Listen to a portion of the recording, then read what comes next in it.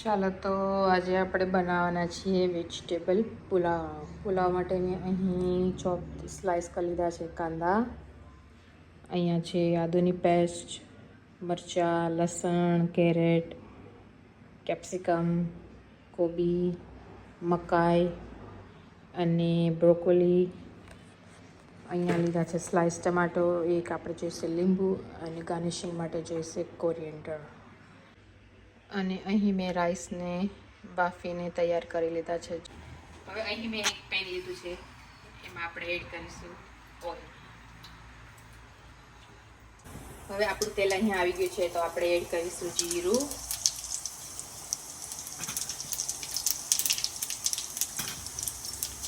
Add કર્યા પછી add કરશું હિંગ અને ગેસ સ્લો કરી અને એડ કરશું લસણ.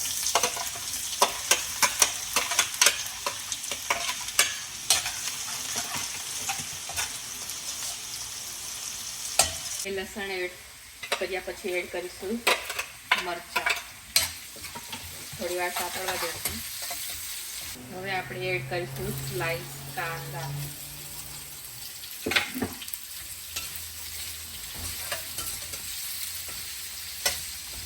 કાંદા ચડી જાય એના માટે આપણે એડ કરીશું મીઠું.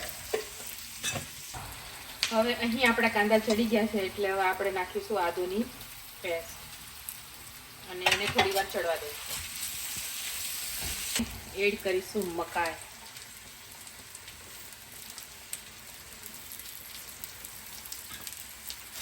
હવે એને થોડી વાર ચડવા દઈશું.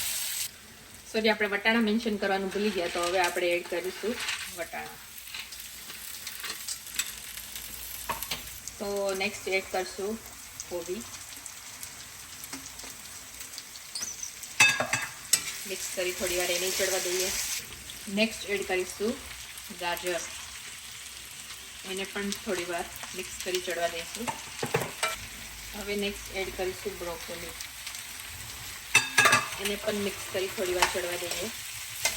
હવે લાસ્ટમાં આપણે એડ કરીશું કેપ્સિકમ, એને પણ મિક્સ કરી અને થોડી વાર ચડવા દઈએ.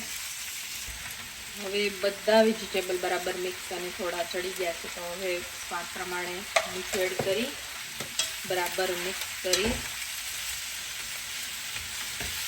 અને થોડીક વાર એને ઢાંકી અને ચડવા દઈશું. બધા વેજીટેબલ ચડી ગયા છે. લાસ્ટમાં એડ કરીશું ટામેટા.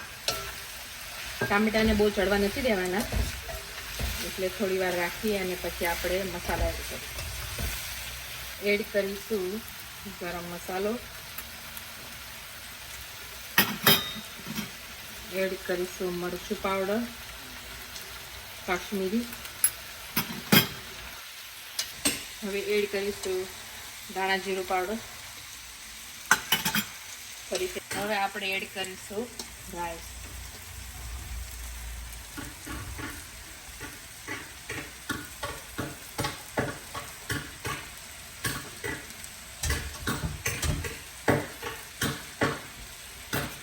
ફરી બધું મિક્સ કરી દઈએ. હવે આપણા પુલાવ અહીં રેડી થઈ ગયા છે, તો કોરિએન્ડરથી આપણે ગાર્નિશિંગ કરી દઈશું. તો પુલાવ ઇઝ રેડી નાઉ. ચાલો બધા ખાવા.